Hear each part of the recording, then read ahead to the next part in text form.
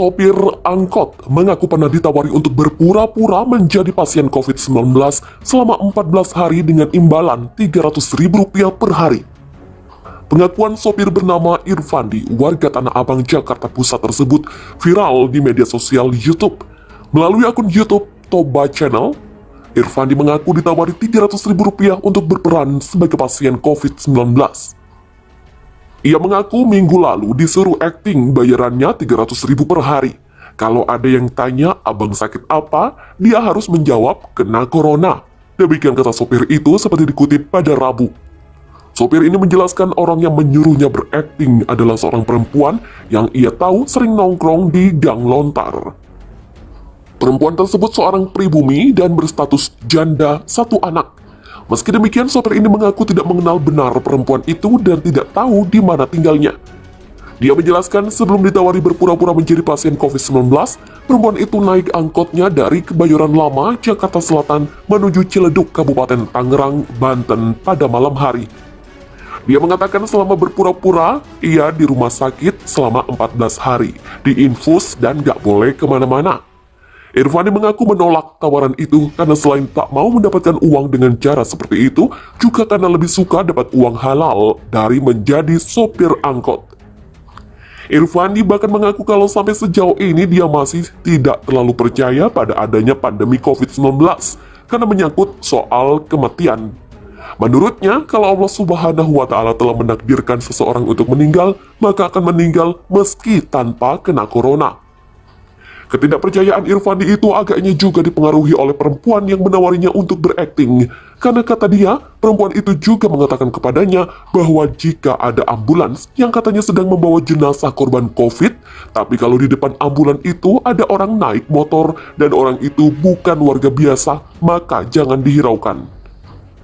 Karena di dalam ambulan itu ternyata kelompok dia sendiri dan di dalam ambulan itu kosong, tidak ada jenazahnya.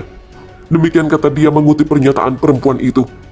Hingga berita ini ditulis, Kepala Dinas Kesehatan DKI Jakarta Widya Stuti belum dapat dimintai tanggapan karena pertanyaan yang dikirim melalui WhatsApp belum direspon. Meski demikian, pemilik akun Toba Channel, Toba Ristani, mengatakan pengakuan sopir angkot itu memang sangat mengagetkan. Pengakuan itu perlu didalami sebagai informasi awal dan perlu dicek kebenarannya. Demikian kata anggota FKDM DKI Jakarta itu melalui pesan WhatsApp. Sementara itu, fakta dan kronologi di balik viralnya ambulans tanpa pasien ternyata berjibaku melawan waktu. Jagat media sosial atau medsos sempat digegerkan dengan isu mondar-mandirnya mobil ambulans yang tidak membawa pasien. Hal itu diketahui dari unggahan video di akun Instagram @ICK_info_Cegatan Karanganyar pada Selasa. Meski demikian, unggahan itu akhirnya dihapus karena narasi serta kondisi yang terjadi tidak sesuai. Lokasi kejadian itu awalnya berada di daerah Sukoharjo, namun dari informasi yang didapat suarasurakarta.id, lokasi sebenarnya di Kabupaten Grobogan. Dalam video singkat itu memperlihatkan seorang warga yang merekam 3 mobil ambulans menabrak mobil pribadi. Selain itu, dalam keterangan tertulis, video tersebut juga membeberkan sejumlah keterangan. Setelah diinterogasi oleh warga, supir ambulans ini mengaku diperintahkan untuk mondar-mandir meski tidak membawa pasien. 3 ambulans di Ngemplak Sukoharjo ugal-ugalan nabrak mobil masyarakat. Setelah diinterogasi warga, ngaku disuruh jalan mutar-mutar. Kasian kena batunya, ternyata emang udah banyak buktinya. Demikian kata keterangan tertulis di dalam video tersebut. Ambulans itu sengaja muter-muter dalam keadaan kosong untuk menakuti atau membuat warga panik dan percaya kalau banyak korban berjatuhan akibat COVID. Meski demikian, Bidang Jaringan dan Kerjasama Muhammadiyah Disaster Management Center atau MDMC, Renal Falah, saat berbincang dengan suarasurakarta.id membeberkan fakta sesungguhnya. Jadi, ambulans setelah mengantar jenazah ke daerah Kradenan Purwodadi harus segera kembali ke RSUD Kudus karena sudah ditunggu untuk menguburkan lagi. Jadi posisinya benar-benar darurat.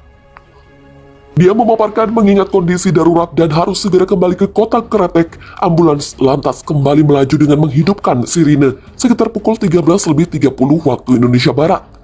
Saat itu ambulans beriringan dengan beberapa kendaraan di depannya termasuk sebuah truk. Namun saat tiba di lokasi kejadian, tepatnya di ruas Kudus, Purwodadi, Desa Ngemplak, Kecamatan Undaan, dia menyebut truk yang hendak menyeberang. Saat itu, mobil melaju di belakang truk, tiba-tiba belok kanan. Karena kaget dan sopir sudah berusaha mengerem namun tidak sampai, akhirnya menabrak mobil Innova. Kejadian itu sudah diselesaikan antara ambulans dengan mobil Innova. Mengenai informasi jika ambulans dalam kondisi kosong tanpa pasien maupun jenazah COVID-19, Reynald tidak menampik. Kalau dikatakan ambulans itu kosong dan tidak ada jenazahnya, memang benar, karena sudah dimakamkan dan hendak kembali ke Kudus lagi. Namun dari narasi yang tersebar tidak sesuai dengan fakta yang ada, mulai lokasi serta kondisi ambulans yang mondar-mandir. Untuk itu pihaknya berharap kepada semua masyarakat untuk bersama-sama memberikan informasi positif berkaitan dengan pandemi COVID-19. Menyetop berita tentang COVID-19 bisa bikin pandemi selesai? Simak penjelasannya. Pesan berantai yang mengajak warga untuk menyetop mengirim berita tentang COVID-19 melalui media sosial beredar di aplikasi pesan WhatsApp.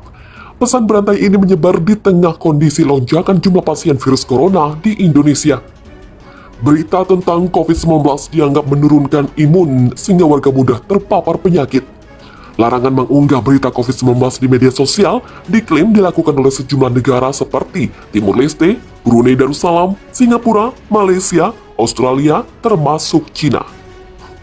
Berikut isi pesan berantai tersebut.